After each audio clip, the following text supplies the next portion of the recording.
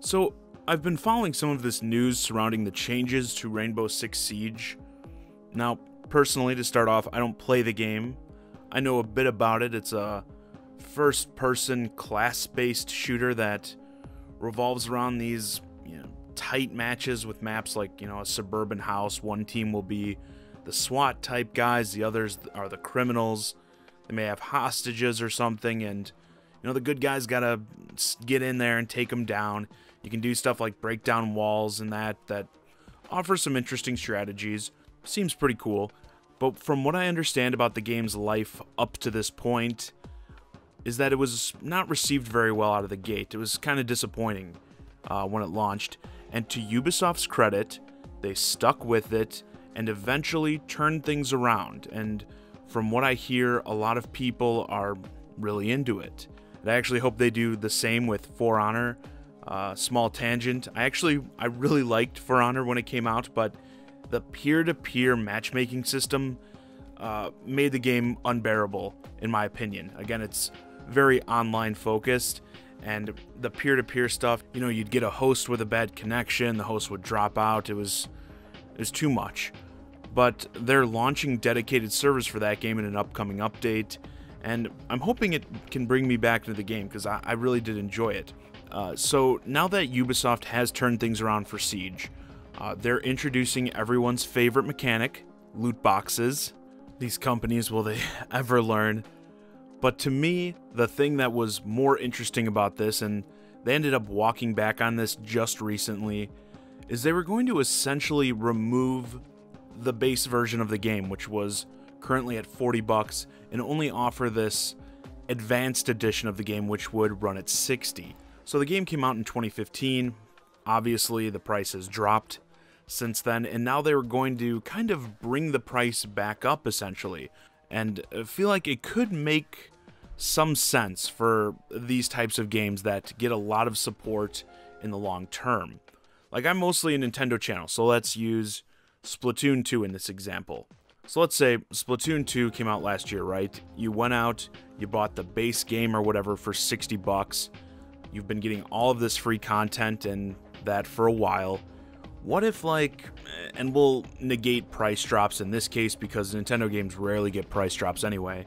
So what if, after a year of these updates, the price went up to $70 for the base game? The idea being similar to early access, you got in day one, so you got that base price, but as the game gets bigger and better, more polished, it's actually valued at a higher price point. And obviously, our current middle ground answer to that is DLC.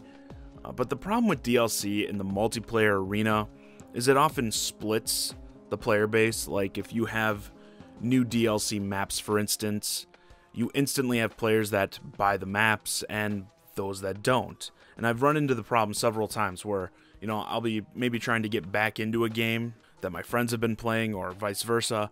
We'll party up, and then we get the message like, oh, one or more players doesn't have the DLC. And I'll have to either buy it, or I can't play with them because I don't have it. I hate that crap. It drives me crazy.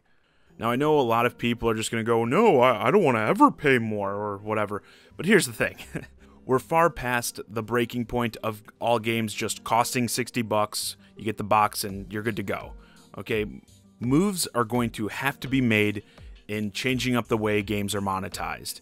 And sure, you can just say, oh, just don't have the big budgets or whatever, but that really doesn't work if you want games that get supported in the long term. Even if the budget of these games was half for the initial game, it's still going to cost money to develop more content. And how much that cost is really going to depend on how long you support the game for. And it also goes into upkeep and maintaining things. This kind of goes back to my recent video about the failure of modern multiplayer games. The choice to go this loot box route. I've said, I think it's horrible. I think it exploits the player base. But even beyond that, I don't think it encourages the developers to necessarily make a great game. It encourages the developers to find ways to nickel and dime players. But a system like this, bumping up the price after launch, this more so encourages these companies to make better games, or at least improve the games, make them a lot better post-launch.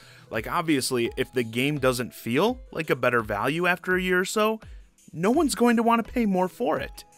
Now, the negative side would be similar to early access type games, right? Where you risk people getting in on the ground floor, being treated as beta testers, essentially paying beta testers. And things could get real slimy if developers feel like it's better off putting out a lesser game at launch, to get that perceived notion of improvement later on. So it's certainly not a surefire solution or anything, but the bottom line is the discussion about how to monetize games, specifically post-launch, needs to happen if people don't want loot boxes just constantly shoved down their throats left and right. Specifically, again, in these multiplayer games. I'm certainly not suggesting this is, the way to go or anything. I'm also not saying this would be a sole solution. Obviously, the majority of a game's sales are made early on in its life, so you're probably not going to make a crazy amount of money for raising the price later on. But still, if this is something you support long term, again, like several years, you'd probably make some pretty good money if, again, you improved the game significantly over that course of time. I mean, when it comes to the possibility of success in supporting a game in the very long term, look no further than a game like League of Legends. I mean, I wouldn't be surprised if Riot never makes another game. They certainly don't have to. They can just keep building that.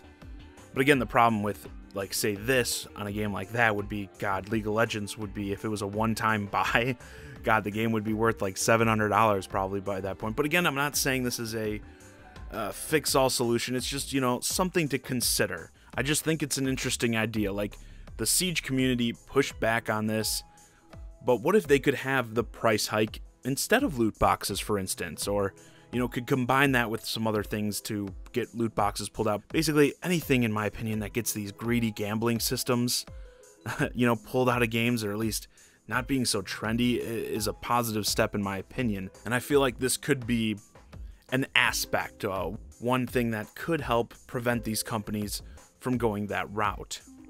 But with that, this video is a wrap. Let me know what you think about this idea of perhaps raising the price of a game post-launch to offset the cost and need for things like loot boxes, or even in some aspects, DLC, in the comments. As always, I'm John Zakari, and thanks for watching.